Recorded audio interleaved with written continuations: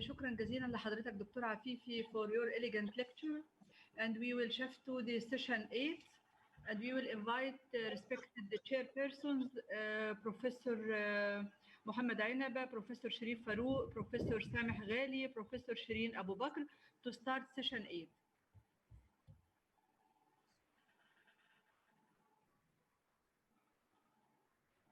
اوكي مع حضرتك دكتور شريف فاروق ميديكال متري اكاديمي. أنا دكتور شريف. You hear me? Okay. Yes. The first talk, which mucosal healing is the target, radiologic, endoscopic, or histologic or more, by Professor Dr. Khalid Hamdi in Shams University. Please, Professor Dr. Khalid. السلام عليكم.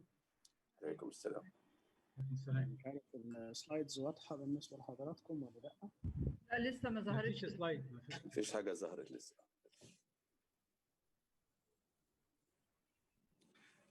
دكتور خالد حضرتك اعمل سلايد شير. كده ظهر. ايوه ظهرت. مساء الخير يا دكتور خالد. ظهر كده. طيب. First of all, I'd like to thank ESIBD for invitation and all the board of ESIBD. Actually, my title today is how to monitor or how to diagnose the mucosal healing and what is the target. As we all know now, it is the matter of treat to target, not the clinical remission. And accordingly, mucosal healing incorporated with clinical remission present a new concept, which is deep remission, which will lead to decrease in hospitalization, surgery, and improvement in the patient's quality of life. And this actually will be assessed either endoscopically, histologically, radiologically, or biochemical. And in the next few slides, we will see what is the ideal to monitor the healing. In fact, our target is the mucosal healing because in 60% of Crohn's disease within the first 10 years after diagnosis, surgery will be indicated. And for those with ulcerative colitis, 10% of them within the first 10 years may need surgery. That's why we need deep mucosal healing in order to avoid these surgical complications. We found that conventional management strategies based on clinical symptoms correlate poorly with mucosal inflammation, and they found that there is endoscopic lesions in up to 50% of patients with clinical remission. When you do endoscopy, we will find endoscopic lesion in 50% of patients. So endoscopic mucosal healing, in clinical practice, we consider endoscopic mucosal healing to correspond with the absence of friability for ulcerative colitis and absence of ulceration and erosion in ulcerative colitis and Crohn's disease. In fact, in Crohn's disease, threshold for endoscopic remission can be measured by a simplified endoscopic score for Crohn's disease between 0 and 2, or for the post-operative recurrence, Rodgers score below I2. In ulcerative colitis, threshold for endoscopic remission is Mayo score between 0 to 1, and another new endoscopic index, which is ulcerative colitis endoscopic index of severity. The cutoff of this index is not well determined up till now.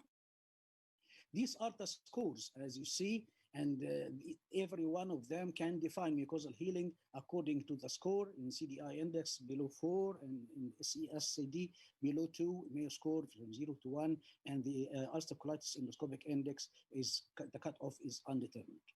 What about the histologic mucosal healing? In fact, the histologic healing is the target of all our measures in treatment.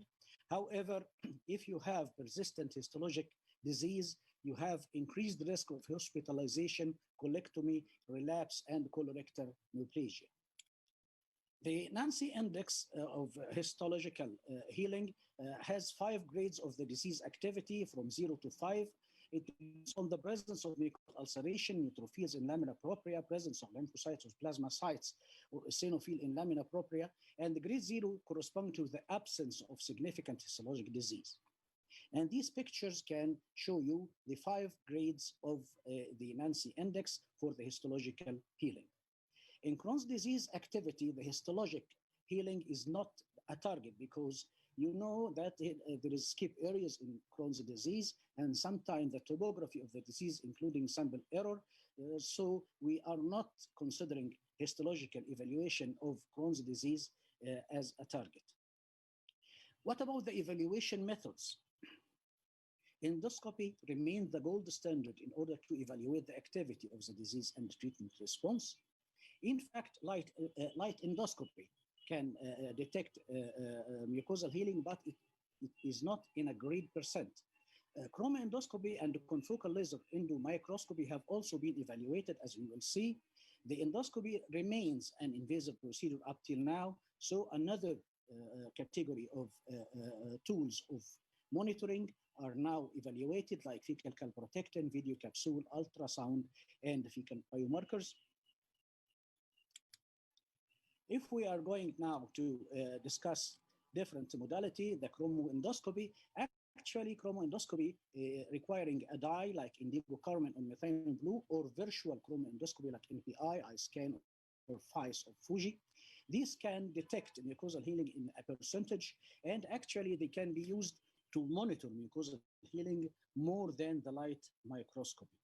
However, it is important to detect neoplasia rather than the progress of the disease, as you cannot use these whether dye enhanced or virtual dye in chromoendoscopy in monitoring in the acute phase. So after quiescent phase, you can detect mucosal healing, and you can find that inflammation detection for methylene blue chromoendoscopy versus light endoscopy, it is much, much more, as you see here, 83%, and here 37%.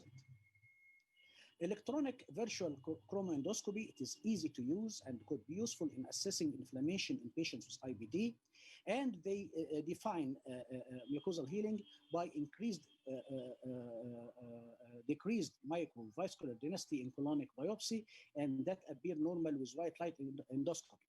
That's some areas can appear normal in light endoscopy, but with the use of virtual chromoendoscopy, you can see some abnormalities in the vasculature, and you can detect whether there is mucosal healing or not.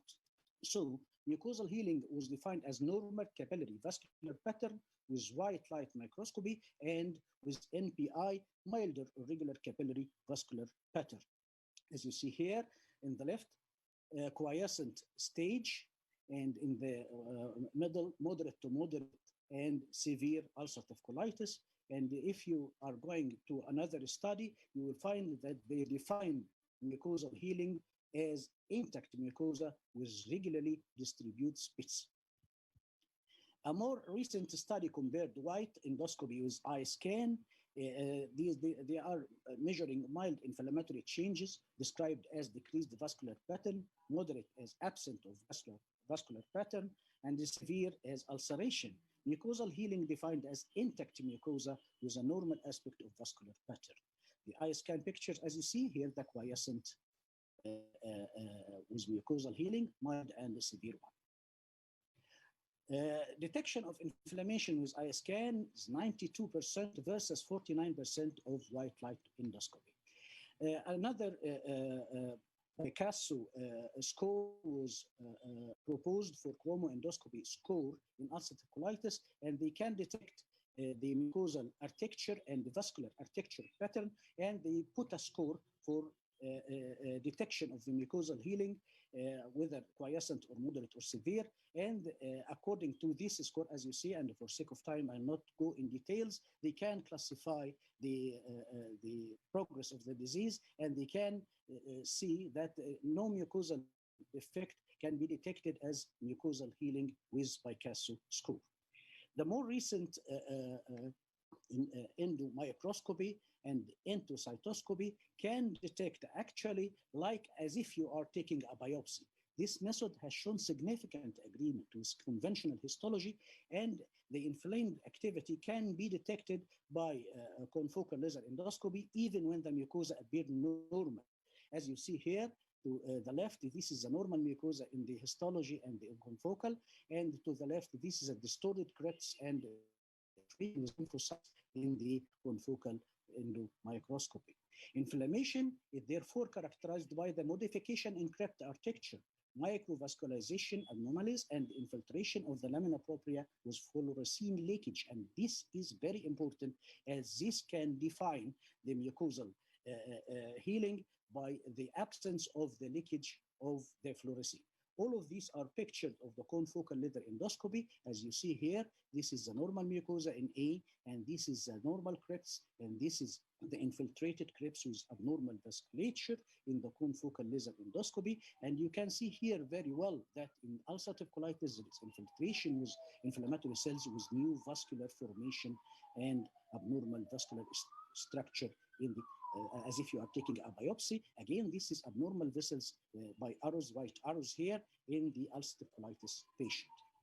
Several scores have been proposed for this, and actually it would correlate well with the histology and the cryptomorphology, and they can define the mucosal healing very accurately, and according to the fluorescein leakage, as I just mentioned, can detect the relapse even after 12 months in patients after remission. Mucosal healing could be defined in confocal by an intact intestinal barrier function corresponding to absence of fluorescein leakage and microerosion. Another one is endocytoscopy, and it allows for histological examination. And this technique consists of contact light microscopy, which enable real-time visualization of cellular structures. The endocytoscopy system score is one measure that you can differentiate between active and quiescent ulcerative colitis and evaluate histologic healing in real time. What about the video capsule? As we just heard in the previous lectures, video capsule is very sensitive in detection of superficial lesion and can as well show us the mucosal healing.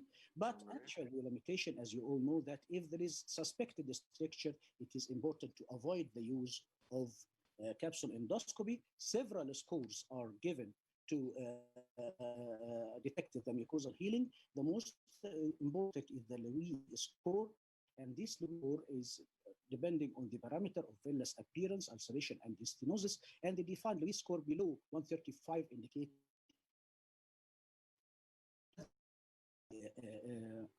sorry. Another score is given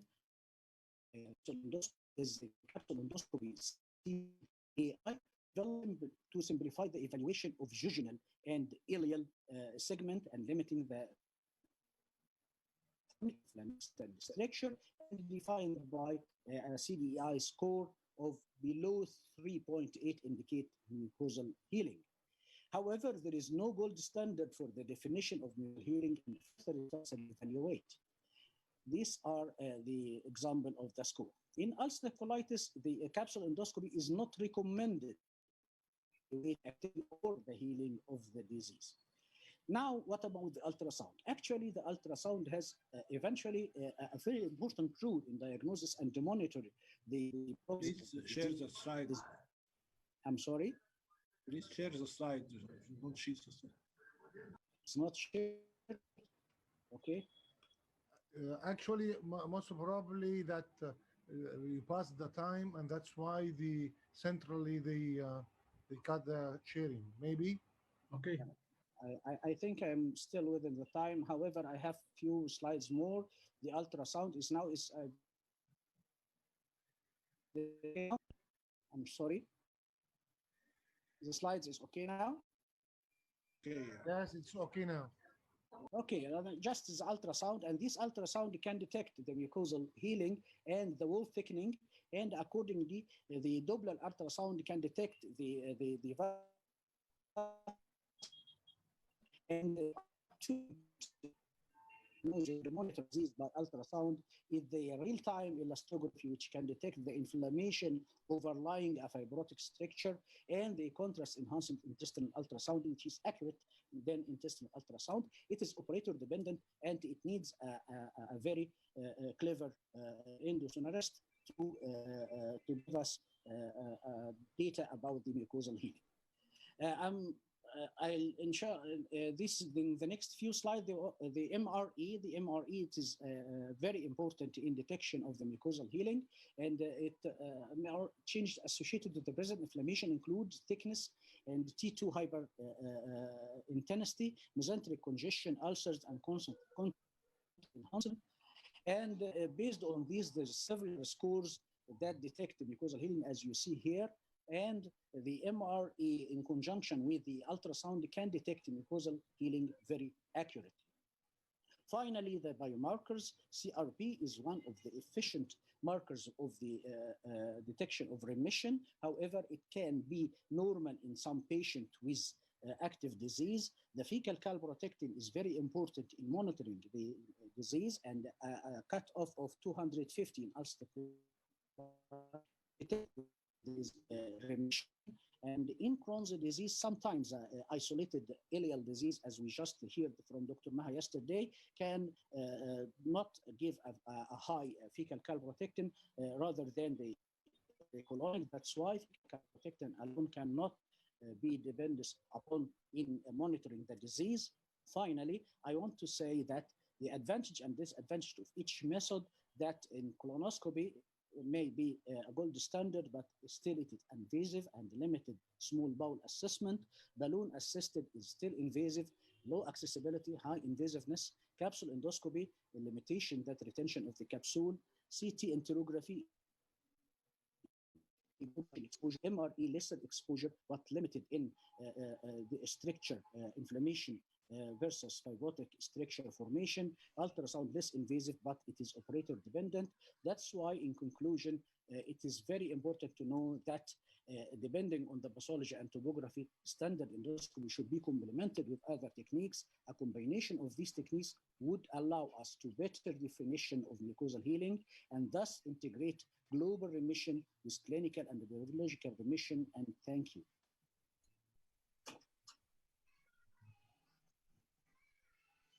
شكرا دكتور خالد. ممكن اسئله ولا نخلي الاسئله في الاخر؟ الاخر لو في وقت. ماشي اوكي. For the time, next speaker, Dr. Kamel.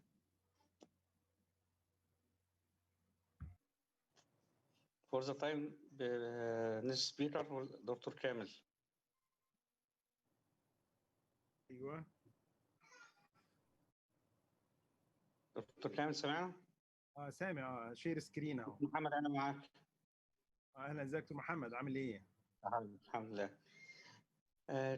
Can introduce your lecture. تمام، ثانية واحدة.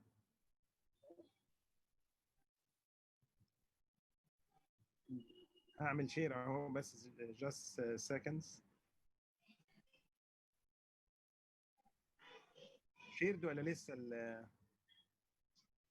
سامعين بس لسه السلايد ما ظهرتش. ما حصلش شيرنج؟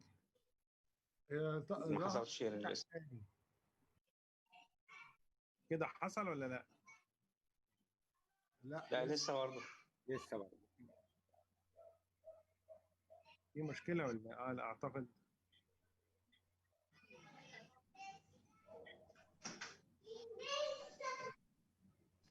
تظهر كده اسلوب الشارع. لا لسه دكتور كامل.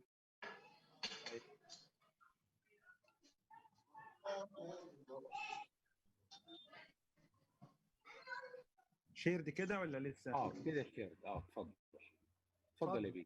كده فول سكرين بقى. Yes, first of all, I would like to thank Professor Osama Abada for this kind invitation, and also the organizing committee and all professors and colleagues at the Egyptian Society of Inflammatory Bowel Disease. So really very nice. I think this is very updated, and thanks for the organizing committee, scientific committee, to choose this kind of topics. So the topic about the proactive therapeutic drug monitoring in a pre-time now or as a standard new care or not. So first of all, to give some background about the biologics is very effective in treating moderate to severe IBD cases. 30% of cases showed failure at induction, and 50% lost response over the time. This is has been documented and analyzed in the randomized controlled trials, meta-analysis, and large observation cohort studies and post-marketing studies also as well. So approximately 40% of IBD remission in biologics occurred, but unfortunately annual loss of response as a secondary loss of response happened in 10%.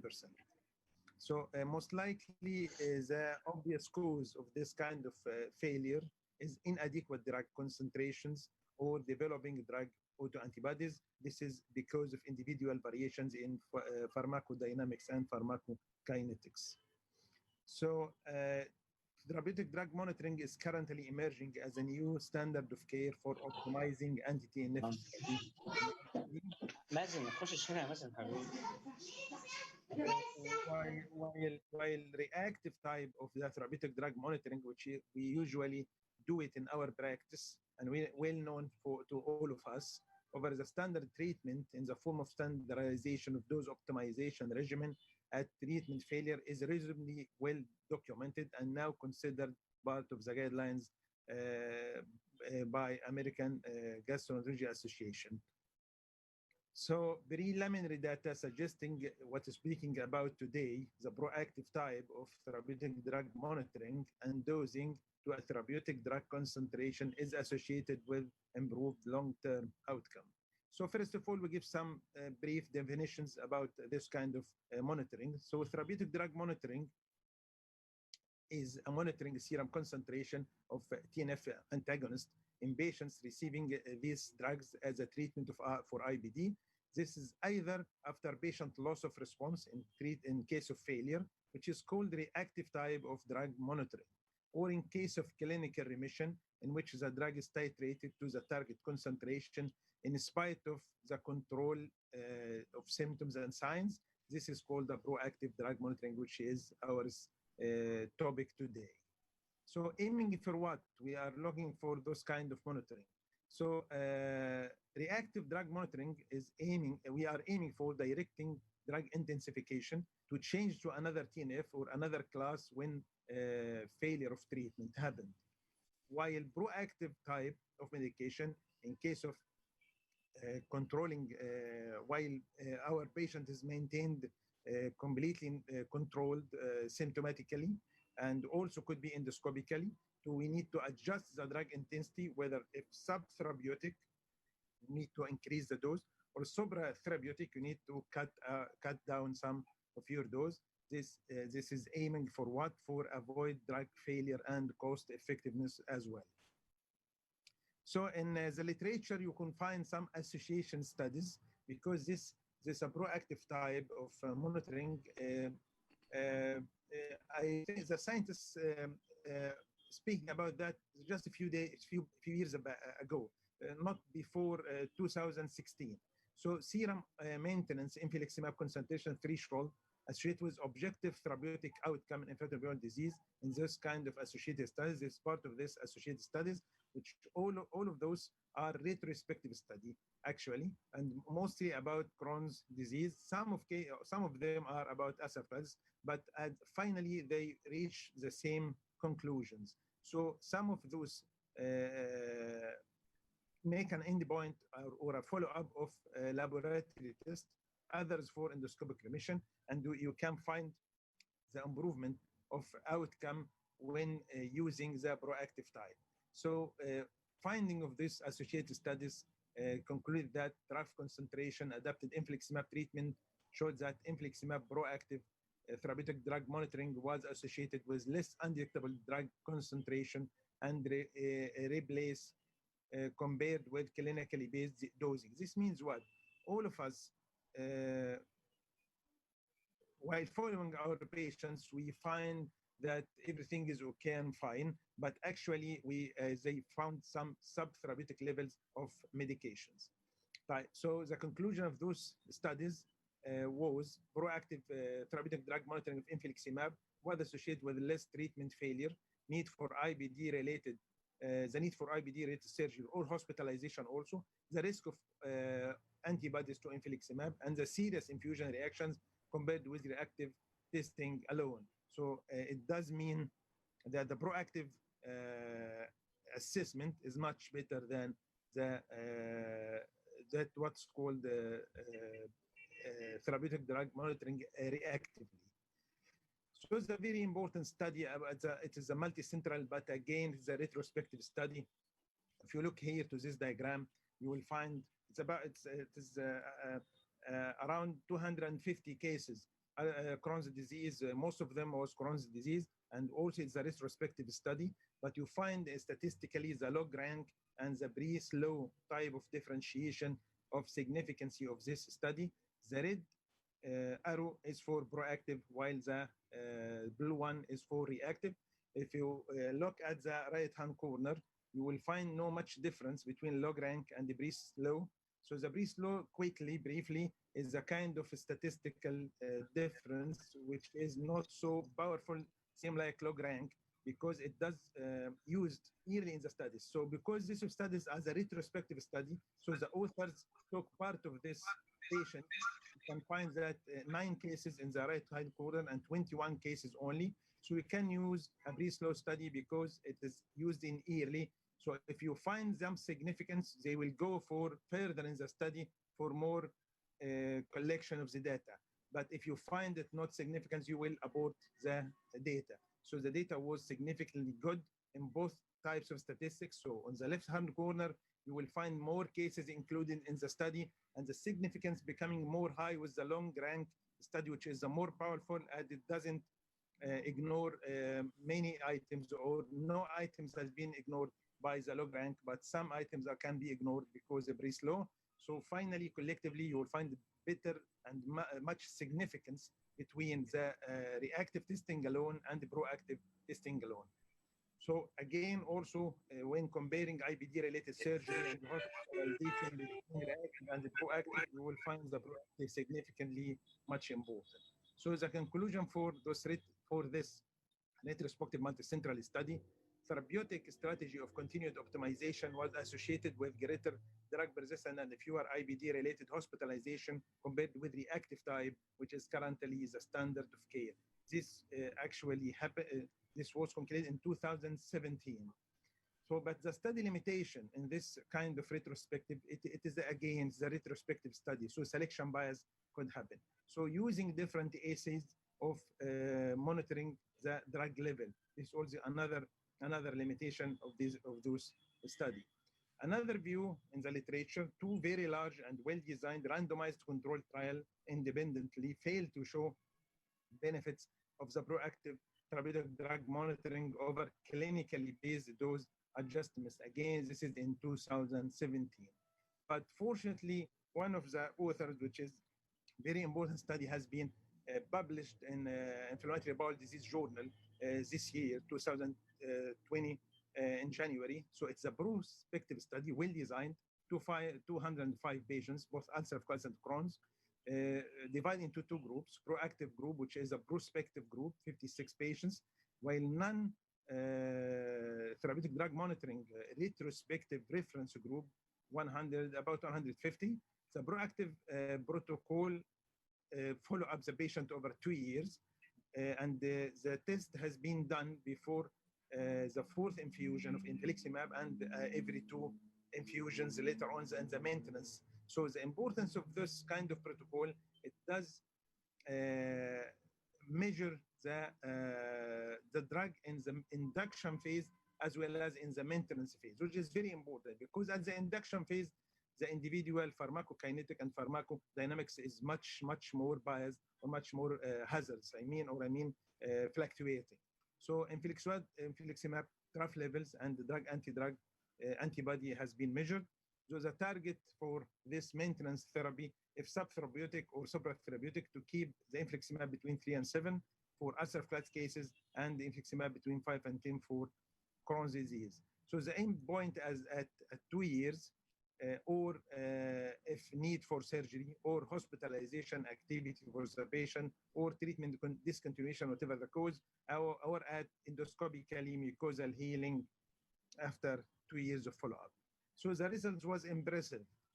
Proactive TDM versus non-TDM group. So the proactive type, the treatment escalation was happening in about 76.8% versus 25%. This does mean our patients we are following, and every 2 or 3 weeks, months, we will find clinically is very fine, endoscopically is very fine. You about 76 of those patients need to you need to escalate the dose of their medications to avoid failure later on. So again, this group showed less surgery significantly also, and the mucosal healing was very, very significant in those kind of groups. And the conclusion of this study was the proactive TDM is associated with fewer surgeries and higher rates of mucosal healing than conventional non-therapeutic drug monitoring-based management. So home message for this updated topics, proactive TDM is also associated with more favorable therapeutic outcomes, even compared with reactive therapeutic drug monitoring, can prevent treatment failure, and IBD-related hospitalization may be a valuable therapeutic option for improving the management of IBD patients treated with anti-TNF therapy who experience secondary loss of response. Really, the answer of this question, I hope I can give some clues or answers that can help. This is a new standard of care, but still not yet recommended in the guidelines. So we need more prospective studies in the future. Thank you.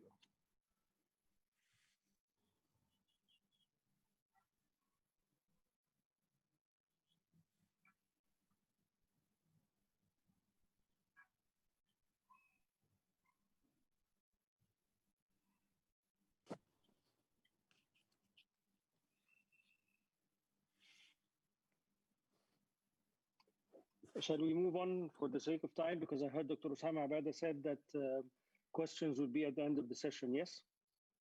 Yes, we go ahead. We're already late, 45 minutes on the program. Okay, I'll give you 5 minutes from my time. Dr. Osama, thank you for inviting me to give this talk today. It's nothing specific to IBD, but it's nice to hear. So I consider this like a futuristic talk and a 5-minute trip to the future and back. Well, it's not really the future, it's now. The future has already started. Telemedicine is already in place, and what we are doing now in this webinar is telemedicine. Telemedicine offers healthcare using digital devices such as computers, smartphones. In most cases, telemedicine uses video conferencing like we're doing now, education, continuous medical education, and also providing medical service to patients. However, some providers choose to offer care via email or phone messaging.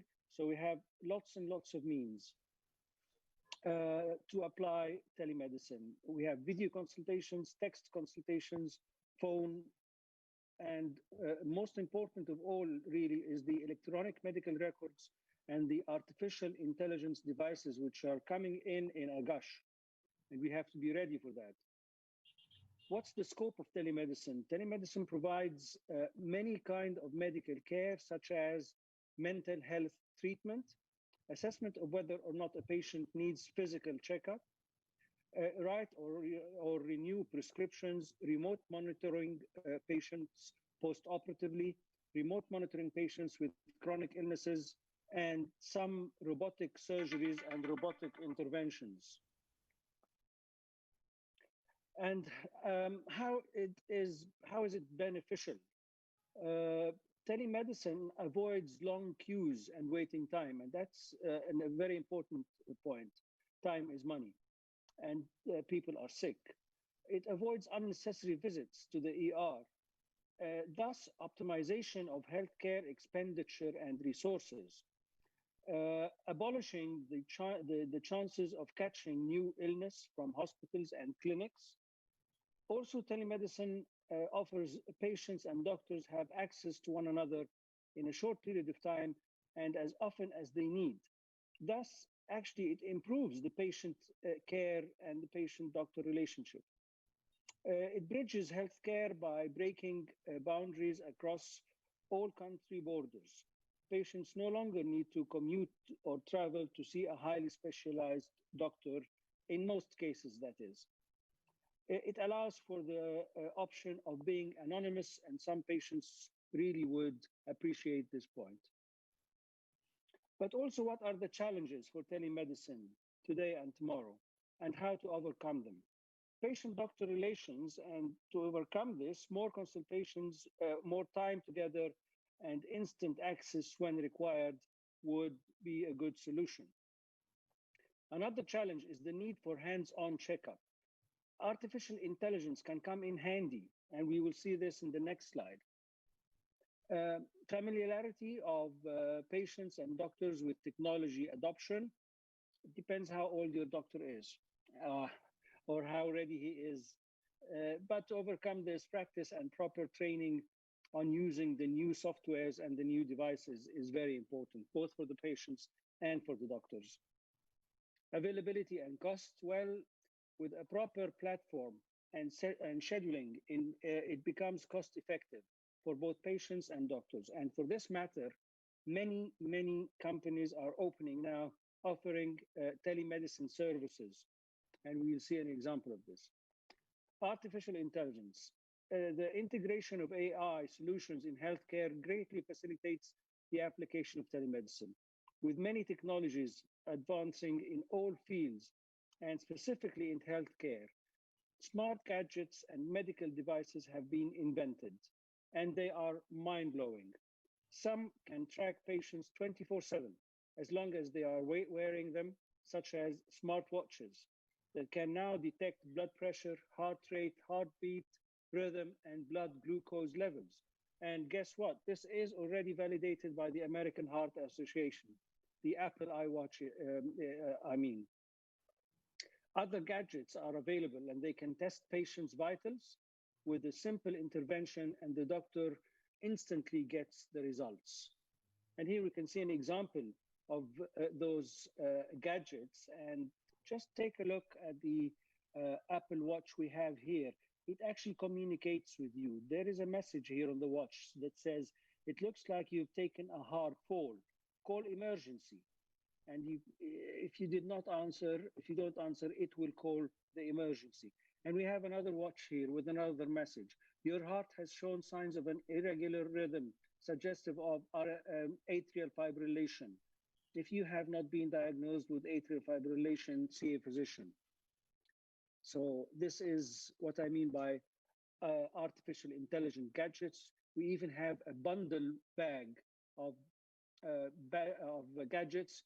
We have here some laboratory investigations that can be done through gadgets to the phone, and of course all ECGs that can be done, and stethoscope. This is a stethoscope, and this is also a stethoscope. You just put to your chest, and the doctor will get all the information that he needs, and will start treatment.